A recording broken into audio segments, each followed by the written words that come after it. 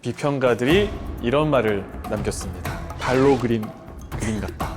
난쟁이 몸짓에다 절구통 머리를 얹어놓은 자화상. 10살 아이가 그린 것 같다.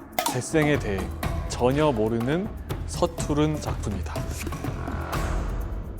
하지만 오늘날 입체주의와 초현실주의에 영향을 준 화가 앙리 루소입니다. 정말 조롱을 많이 받았거든요. 근데 기죽지 않아요. 본인만의 그림을 계속 그려나가요.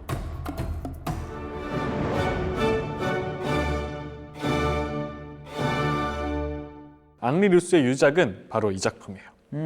1910년에 그려진 제목이 꿈이라는 작품이에요. 꿈.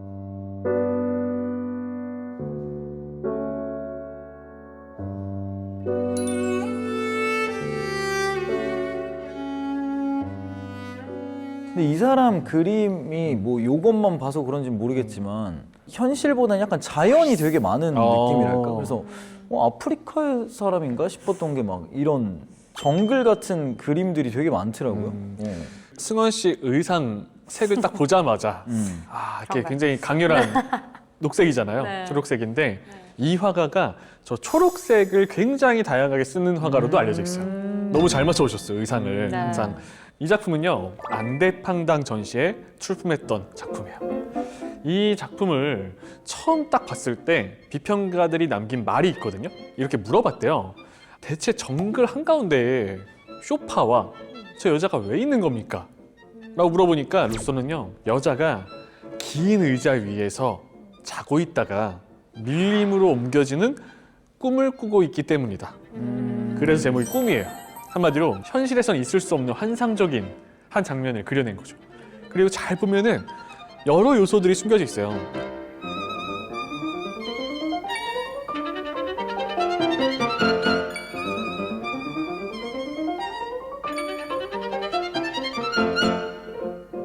그리고 이 작품이 전시됐을 때 유명한 시인이었던 아폴리네르가 이렇게 평을 해요. 반론의 여지가 없는 아름다움을 분출하는 그림이다.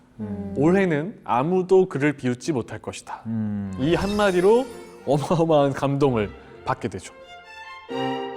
그리고 이 작품을 그린 해에 앙리 루소는 66세 나이로 세상을 떠납니다. 아니 근데 처음에 말하셨을 때는 데생도 못 배운 사람 같다라고 하다가 이렇게 마지막에는 갑자기 그런 극찬으로 이어질 수가 있나요? 거의 삶의 끝자락에 인정을 해주는 사람들이 등장을 한 거예요. 자, 그럼 앙리 루소는 어떤 사람이었고 또 작품 세계는 어떻게 인정을 받았을까? 지금부터 어린 시절을 시작해 보도록 하겠습니다. 앙리 루소, 풀네임은 앙리 줄리엥 펠릭스 루소이고요. 1844년 프랑스에서 태어났어요. 정말 가난했어요. 이번에도 너무 가난한 화가였고 아버지가 배관공이었고요.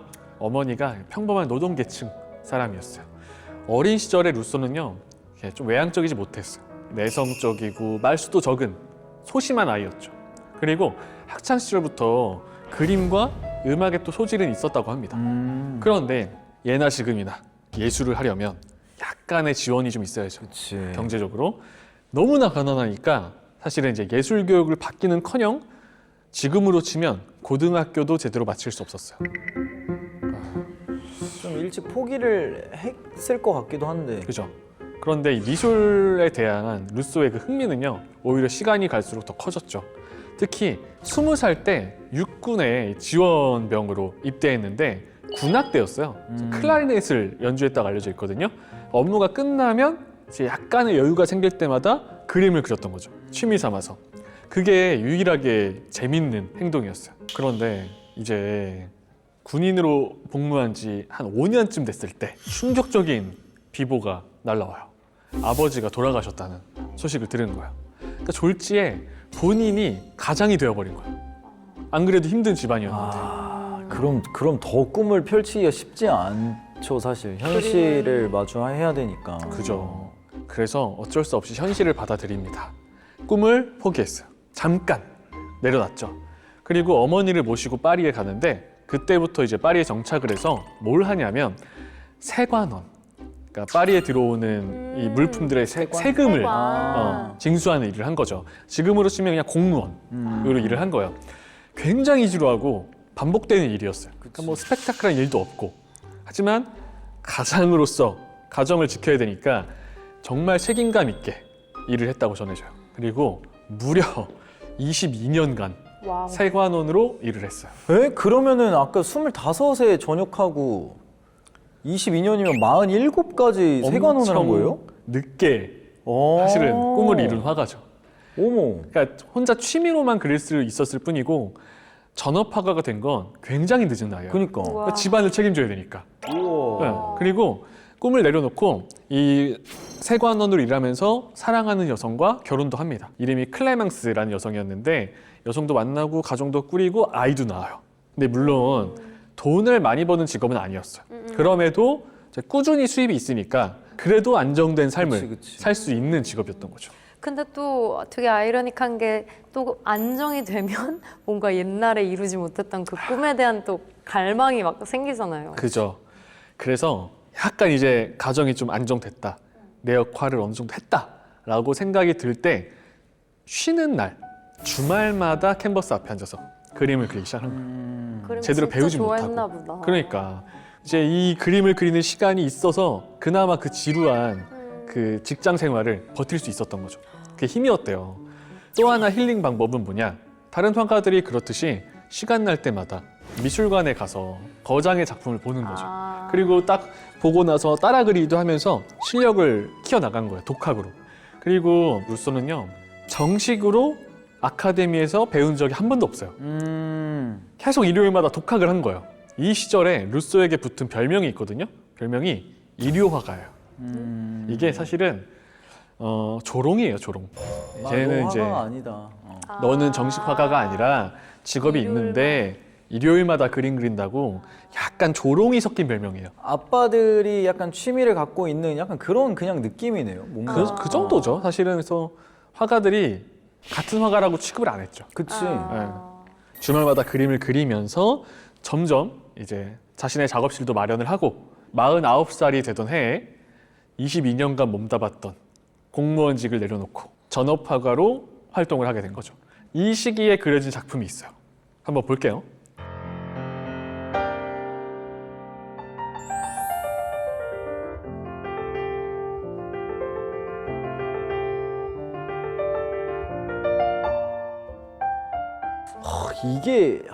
이게 사실 지금 보면 되게 뭔가 예쁜데 저 당시에 그 업계의 시선으로는 뭐야 이랬을 것 같은데. 그죠. 예.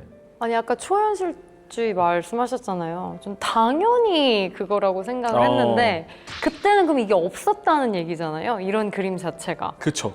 아 그러면 진짜 그들의 입장에서 이런 그림을 봤을 그러니까. 때는 말도 안 되는 거였을 것 같긴 해요. 굉장히 놀라운 그림이죠. 그러니까 지금은 너무 예쁜데. 네. 맨날 이렇게 막 이렇게 고전 맞아, 그런 맞아. 그림 그리다가 이런 맞아요. 그림 처음 본 거잖아요. 원근법도 묘하고, 그죠? 그리고 그림을 정식으로 배운 사람과 독학한 사람의 차이가 나는 부분이 어디냐면, 물론 여러 가지가 있죠. 원근법도 있고, 뭐 구름의 표현도 그렇고 하지만 의외로 발이에요, 발. 아, 이게- 손발 그때 말씀하셨지. 맞아. 맞아요. 땅을 짚고 있는 발. 루소의 그림은 잘 보면은 땅을 밟고 있는 발 표현을 잘 못해서 떠 있는 느낌이 자꾸 들어요. 살짝 이렇게 그죠? 서 네. 잘 보면은 고요한 밤에 하늘에 둥근 보름달 떠 있죠? 또 팔짱을 낀 연인이 데이트하고 있는 거예요. 그런데 그냥 데이트하는 풍경을 그렸다고 하기에 뭔가 조금 묘한 부분이 있어요. 이게 풍경과 인물도 보시면 꼭 일자로 배치되어 있어요. 나뭇가지는 또 묘하게 되게 디테일한 반면에 구름과 하늘은 또 분리되어 있는 느낌? 그러니까 약간 꿈 같은 거예요. 항상 약간 그림이 몽환적인 느낌이 들어요. 그러고 보니까 나뭇가지가 구름보다 더 높이 있네요. 그렇죠. 그러니까 이게 잘 모르는 거야 지금 아. 그림을. 그러니까 어떻게 보면 또 이런 그림이 탄생하게 된 게 당연한 결과일 수 있는 게 배우질 않았으니까. 배우질 못했으니까 어떻게 해야 되는지. 그러니까 아카데미에서 일반적으로 배우는 기본적인 테크닉이 없는 거예요. 그러니까 본인이 상상해서 막 그리는 거죠. 우리가 얘기하는 초현실주의라는 게 꿈을 그리는 거란 말이에요. 그걸 앞서서 했던 사람이라고 평가를 받는 거죠.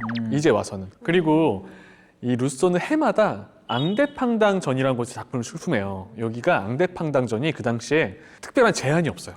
그래서 15프랑 정도 내면 누구나 자유롭게 출품할 수 있는 전시였던 거죠.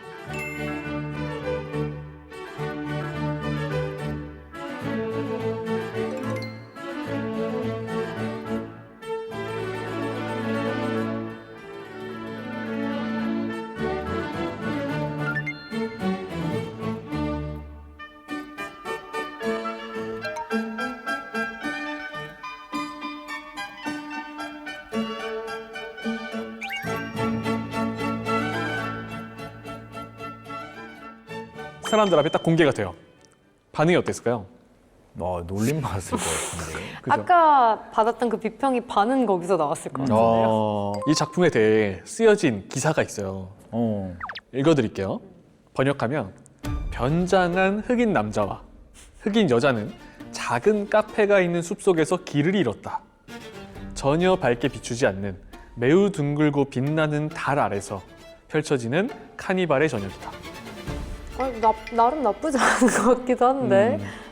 근데 막 아무 의미 없는 것 같은 느낌? 그러니까 그런 이거를 느낌인 막 거죠. 이렇게 표현을 예쁘게 해준 게 아니라 그냥 아무 의미 없는 그림이다라는 느낌으로 허술한 느낌. 그리고 이 사람들도 좀 너무한 게 이 작품 앞에서 그렇게 조롱을 했대요. 앞에서 비웃으면서 막 비웃고 모욕하고 막 평가도 제대로 못 받았어요. 그리고 이 시대의 눈으로 봤을 때 루소의 그림은 한마디로 엉터리였던 거죠. 자, 다른 작품도 있는데 한번 볼게요. 1910년에 그린 몽수리 공원의 전망. 한번 보기 전에 이런 거 떠올려 보세요. 우리가 아는 뭐 공원, 뭐 이렇게 사람들의 모습을 그린 작품 하나 떠올려 보시고 루소의 그림과 비교해 보면 좋을 것 같아요. 자.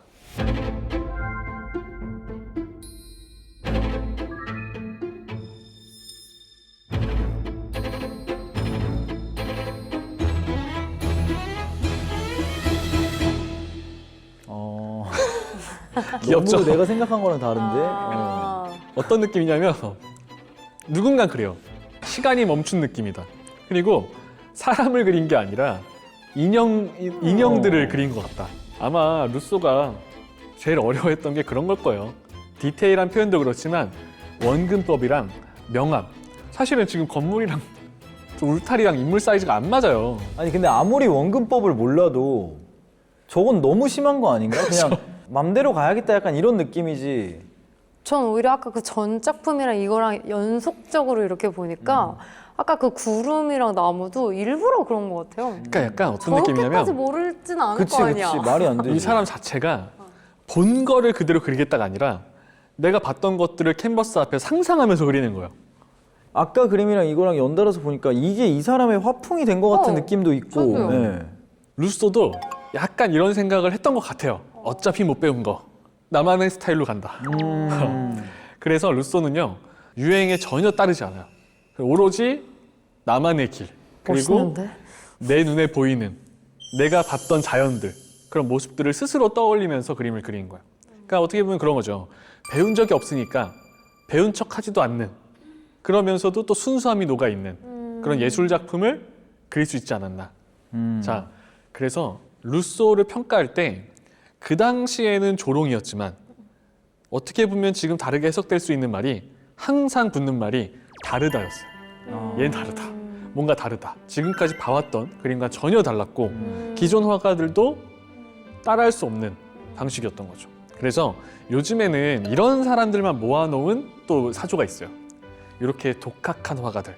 약간 원근법도 못 지키지만 테크닉은 좀 떨어지지만 본인만의 색깔이 있는 사람들을 나이브 아트라 불러요. 좀 순수한. 순수한. 이게 지금도 약간 좀 편하게 얘기하는 사람들은 유치파라고도 해요. 유치파. 약간 농담삼아 얘기하는 말이야. 아. 유치해서 유치파예요. 또 어느 날 이 약간 작품이 바뀌는 순간이 와요. 그게 뭐였냐면 프랑스에서 열리는 만국박람회라는 게 있었어요. 당시 프랑스 혁명 100주년을 기념해서 만국박람회가 정말 크게 열리거든요. 전 세계의 다양한 나라들의 그 문화를 소개하는 행사인 거예요. 그 중에서 루소는 한 행사장에 갔다가 큰 충격을 받아요. 어떤 충격을 받았을까요? 루소는 가난했잖아요. 프랑스를 떠나본 적이 없어요. 그러니까 떠나본 적이 없는 거야. 만국박람회에 가면 당시에 별별 나라들이 모여 있잖아요. 그 중에서 정말 마음을 사로잡았던 게 타히티. 아. 옛날에 고갱이 떠났던 네. 타히티와 아프리카. 그래 뭔가 그림이 막 그죠? 아프리카 같잖아. 응. 저 꿈도 그렇고 숲속의 모습들이. 근데 중요한 건 뭐냐? 실제로 정글을 본 적이 없어요. 근데 이 이국적인 풍경에 너무 눈이 막 뒤집힌 거죠. 상상력을 자극하는 거예요. 그때부터 루소의 그림 속에는 열대 우림, 우거진 막 풀들이 나오는 거예요. 근데 생각해보면 그때 뭐 TV가 있는 것도 아니고 맞아. 이런 거를 볼 경험이 없다가 갑자기 무슨 야자수 같은 거 보고 이러면 이게 뭐야 할 것 같기는 해요. 엄청나죠. 그 만국박람회가 대단했어요. 그리고 우리가 알고 있는 에펠탑도 그 만국박람회 입구였어, 입구. 밑으로 들어가는. 엄청났겠다 그러면. 그죠. 자, 그러면 충격받았을 때의 그 그림들 변화된 거 한번 보여드릴게요. 아 그림 완전 바뀌었구나. 그죠. 이거는 무슨 동양화 같지 않아요 그러니까. 또? 제목도 재밌어요. 놀람. 네. 폭풍우가 몰아치는 정글인데 나뭇잎 휘몰아치는 거 보세요. 막 휘몰아치고 번개 꽝 치니까 호랑이가 놀란 거야. 아 저기 번개가 치고 있어서. 잘 보시면 호랑이 다리도 약간 어색해요. 아. 그러네 풀에 뭔가 올라와 있는 것도 이상하고. 그죠? 그러니까 자세히 보면 뭔가 되게 어색하고 유치한 게 있는데 그래서 더 좋은 맞아 맞아. 일러스트 느낌도 나고 어. 그래서 오히려 현대의 사람들이 더 좋아하는 작가예요. 루소는 이 정글에 대해 이렇게 얘기했어요. 낯선 나라의 이색적인 식물을 보면 나는 꿈의 나라로 들어가는 것 같은 기분이 든다.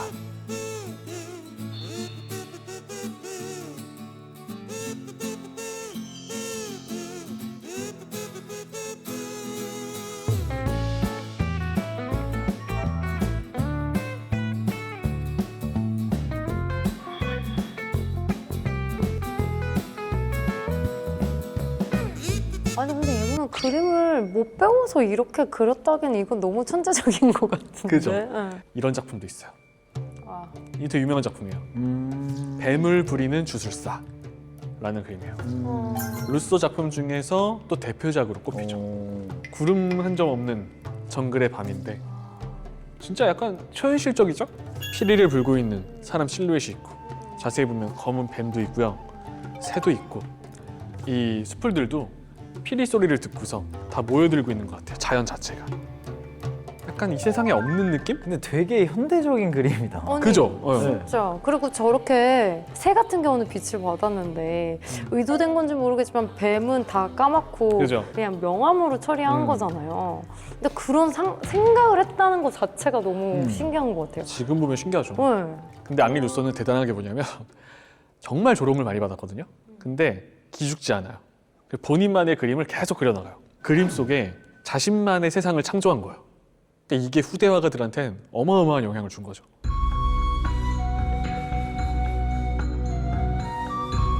그래서 보면은 또 고요한 사막의 밤이죠.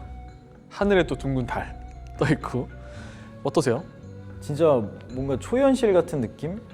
저런 풍경을 본 적이 없는 사람이 그린 것 같은 느낌이랄까. 그러니까. 자, 말년에 루소의 예술을 알아주는 사람들이 생기기 시작해요. 바로 누구였냐면 새로운 예술을 추구하고 있던 젊은 예술가들. 그치. 원래 저런 거는 젊은이들한테 맞아. 관심을 사니까. 센세이션 하죠. 왜냐면 맞아요. 더 이상 내가 비집골 들어갈 틈이 없는데 맞아. 뭔가 이 여기가 우리의 길이다 약간 이런 느낌이잖아. 자, 그리고 특히 앙리 루소의 작품 세계에서 영감받았던 예술가들 중에서 아까 얘기했던 초현실주의 화가들이 많았죠. 그들이 하려 했던 걸 미리 하고 있었던 거예요. 그러니까. 초현실주의가 꿈과 무의식이잖아요. 시대를 앞서갔던 그림이 됐다라고 말할 수 있습니다. 그러면 그때 엄청난 혹평을 받고 새로운 이런 화풍을 받아들이는 게 다들 쉽지 않았을 텐데. 그렇죠. 말년에 좀 인정받은 삶을 즐기다 갔으면 좋았을 텐데 너무 늦었어요. 너무 짧았구나 그 거의 인정이. 끝자락에. 아니, 그래도 생전에 조금은 약간은 느꼈겠죠. 거의 죽기 직전에. 거의 뭐 그 시기쯤에 막 받게 된 거죠. 고흐처럼 그 정도는 아니니까. 그쵸. 고흐는 아예 인정을 못 받았고, 그래서 루소는 어떻게 보면은 생전에 대중적인 성공이나 뭐 경제적 안정도 얻지 못했어요. 근데 이제 1910년 9월에 괴조로 인해서 병원에 입원을 하고 그곳에서 죽음을 맞이했어요. 근데 이제 거짓말처럼 그 말년에 약간 인기를 얻고 있었다 그랬잖아요. 사후에 뉴욕이나 이탈리아, 독일 여기서부터 시작을 해서 전 세계적으로 이제 전시가 열리고 오. 인정받게 됐죠. 그리고 현재 이 잠자는 집시 여인은 뉴욕 현대미술관에 걸리게 되죠. 이 작품은 지금까지도 이 미술관 5층에 피카소와 고흐와 맞먹을 정도로 네. 전시가 되어 있어요. 아, 참 안타깝네. 그 안타깝네 조금만. 진짜. 그러니까 아. 하늘에서 이거를 볼 수 있으면 그러니까. 괜찮은데 만약에 모르면 하늘에서도 엄청 후회하고 있을 거 아니야. 아, 내가 그거 하지 말 걸 이러면서. 아, 자. 아쉽네. 이 루소는 그러니까 그런 것 같아요. 보통 사람들은 다른 사람과 자신을 끊임없이 비교하잖아요. 그치. 루소를 보면 약간 그런 게 없는 것 같아요. 혹여나 내가 막 뒤처지는 거 아닐까 막 불안해하고 저렇게 가야 될 것 같고 보통 그런 식인데 루소는 평생 그런 불안감이 있었음에도 본인만의 길을 걸어갔고 또 타인의 속도와 비교하지 않았고 그래서 더 현재 의미 있는 작품과 삶으로 인정받는 게 아닐까라는 생각이 들어요.